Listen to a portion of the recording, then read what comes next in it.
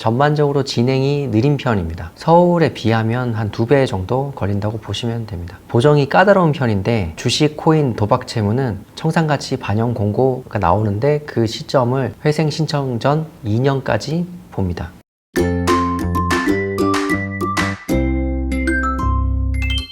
안녕하세요, 박시영 변호사입니다. 개인회생법원 특성, 오늘은 수원 말씀드리겠습니다. 경기도에는 회생 파산을 담당하는 법원이 3곳 있습니다. 의정부, 인천, 수원입니다. 수원은 관할구역도 넓고 그만큼 사건도 많습니다. 경기도 유일의 고등법원 소재지이기도 합니다. 예전에는 금지가 잘 나오지 않았습니다.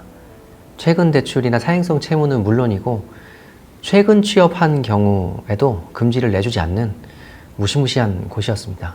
그런데 최근에는 금지 잘 나오고 있고 신청한 지 하루 만에 금지가 나오는 사례도 많습니다. 그래도 재신청 그리고 회생을 했다가 폐지가 돼서 다시 신청하는 경우 같은 경우는 여전히 받기는 어렵습니다. 전반적으로 진행이 느린 편입니다. 서울에 비하면 한 2배 정도 걸린다고 보시면 됩니다. 보정이 까다로운 편인데 사행성 채무, 그러니까 주식, 코인, 도박 채무는 청산가치 반영 공고가 나오는데 그 시점을 회생 신청 전 2년까지 봅니다. 그래서 사행성 채무인 경우에 변제금이 높거나 변제 기간이 길게 나옵니다.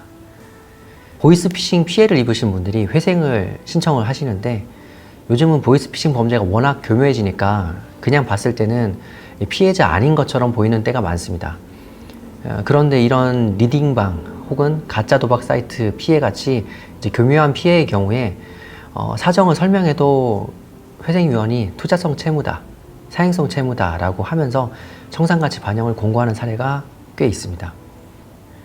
그리고 재산으로 볼 수 없는 부분, 가령 질권 설정이 되어 있지 않은 전세자금 대출이나 대출 중개인이 받은 대출 중개 수수료 같은 것을 청산가치에 넣으라는 보정이 최근에 나왔습니다. 배우자가 있으신 분들은 배우자를 부양가족에 신청하지 않더라도 배우자의 소득이나 재산을 소명하라고 합니다.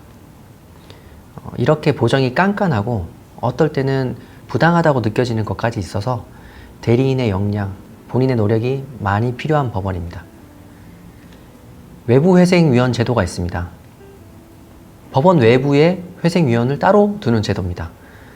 자영업자나 보험 모집인 같은 영업소득자거나 최근에 폐업을 한 사업자인 경우는 근로소득인 경우에도 외부회생위원이 선임되고 그래서 관련 비용 15만 원을 따로 준비하셔야 됩니다.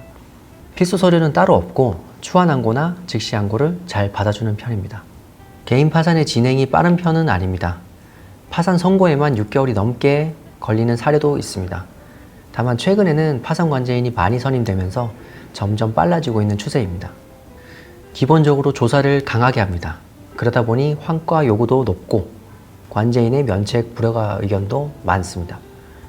재량 면책도 잘 해주지 않습니다. 수원에 계신 파산 관제인께 듣기로는 면책률이 높으면 법원에서 따로 면담을 요청하기도 한다고 합니다. 개인 파산은 수원에서 하면 면책받기가 어렵습니다. 그런데 이렇게 말씀드리지만 수원은 인천이나 의정부보다는 낫습니다. 수원은 관할하는 지역도 넓고 인구도 많은 만큼 사례가 많습니다. 하지만 분명히 좋아지고 있는 법원 중에 하나이고 그래서 너무 낙담하지 마시고 잘 대비하시면 좋은 결과를 얻으실 수 있을 겁니다. 영상 아래 고정 댓글에 수원에서 진행하신 분들의 후기도 남겨드릴 테니까 필요하신 분들은 참고하시기 바랍니다. 영상 봐주셔서 감사합니다.